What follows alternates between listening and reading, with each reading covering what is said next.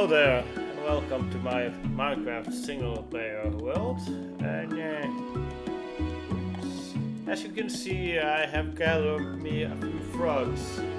These are all the different type of frogs you can get.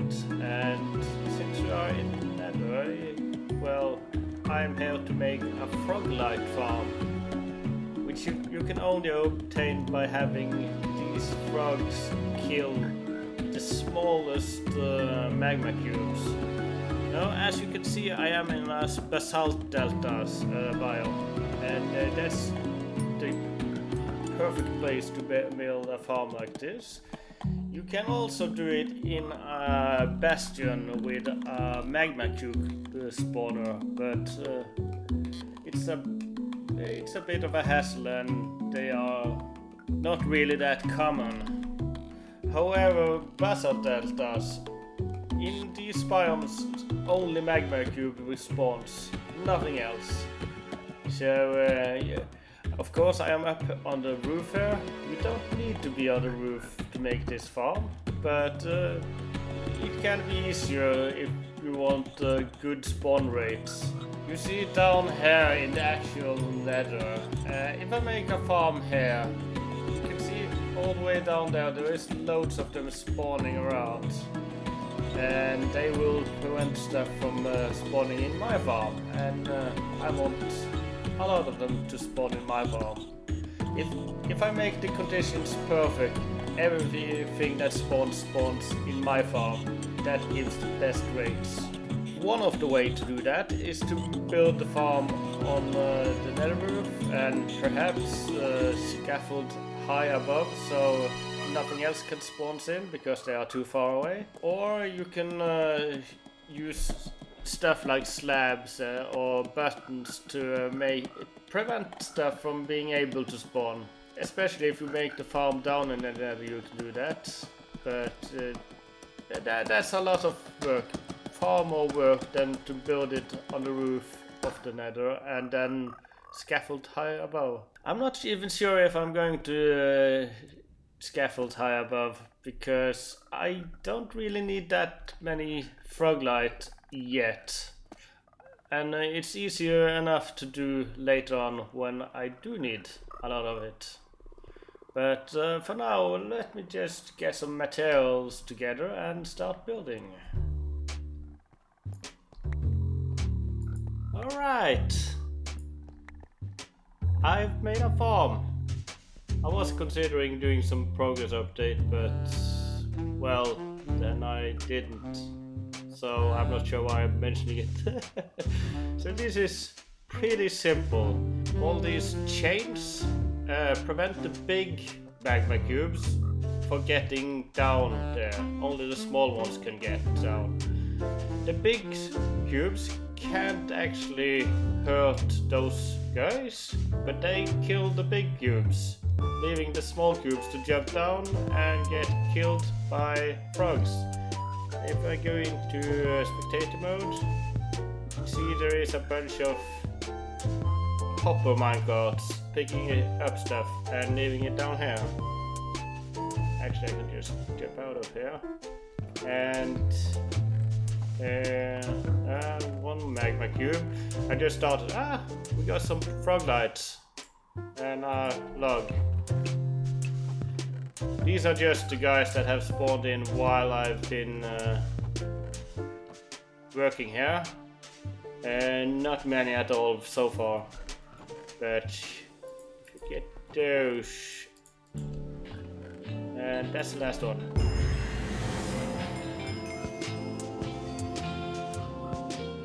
Loud noises.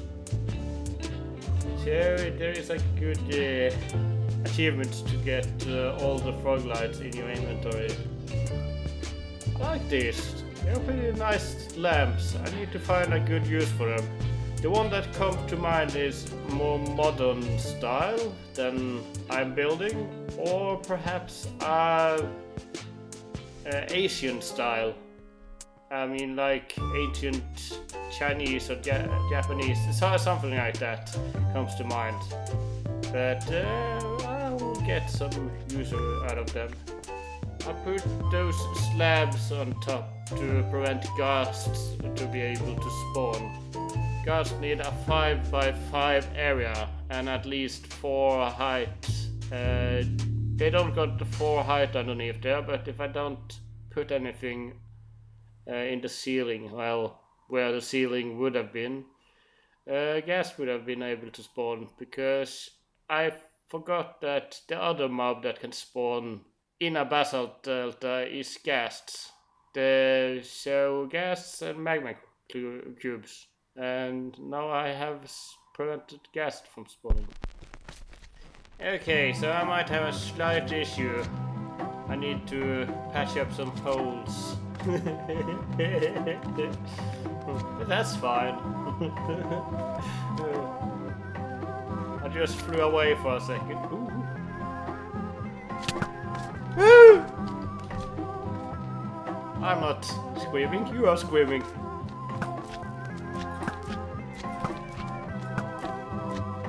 So, as I tried to say there, I flew up in the air for a second, so all the stuff underneath in the nether was despawning. And immediately a lot of them started spawning on there, so there is good rates. I just need more scaffolding to get a bit higher up, so stuff down in the nether isn't loaded. But I'm going to use this. I'm going to fix, patch up some holes so they can't jump out. But for the most part, they won't. It's just the outer rim here. This opening is too wide. They can't jump out. So let me see. I have a total of 1 slab on me. Anyways, I'm saying this is a success, and we are moving on to another project. Right, so before we're moving on, I want to show you how you get hanging roots. Let me just put this one away, because I'm not going to have any. Then I put over in here, and then I'm just going to set up this clock here again. Now what I have to do is trigger this and quickly take away the torch. Now it's on a clock. You can do this better, but this is my redstone and that's how it is. It's not better. Now there is bone meal in here. This doesn't trigger unless it can hit anything. The black smoke thing there suggests that it tries to trigger, but it can't. If I take out that one, it can. 3 sparkles, and now it's down to 58. So I've just hold down the right click. Keep getting more. Now last week we worked on this watermill here. I want to work on this entire area here now. You see the whole, I'm trying to be a bit strategic with my building, and the watermill is where you mill down wheat to get flour or grain or whatever, and this is where the wheat fields are going to be. I might add in some other type of vegetables or crops, but the main thing is going to be wheat. So I brought over a few things I might use. Not really sure about things yet, but what I do know is that first I have to work a little bit with the terrain. I have to patch up some holes and such, smooth it out, get it to the right elevation.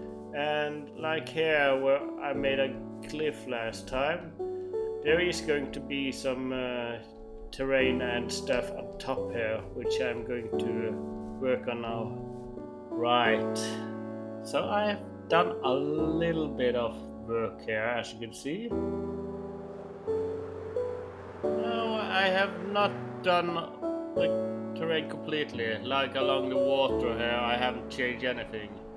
But I have smoothed out the ledges up on the plateau here and plugged in the holes and stuff. And I have also marked up where the road is going to go As I mentioned last episode, for now it's just going to be path blocks and slabs. Eventually I will change up the road to make it how I want it to be, but eventually I'm going to make the road a little bit different, but this is good enough for now. I do not like the 1 pixel layer there you get with dirt.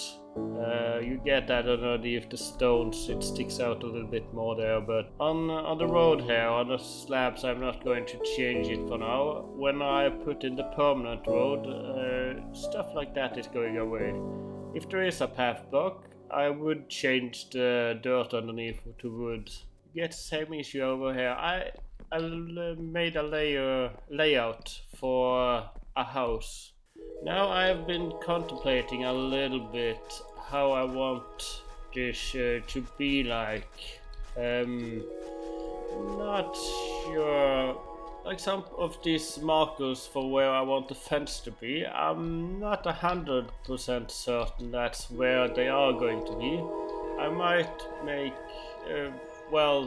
like this big area here that is divided into 3, I might just make it 1 big area.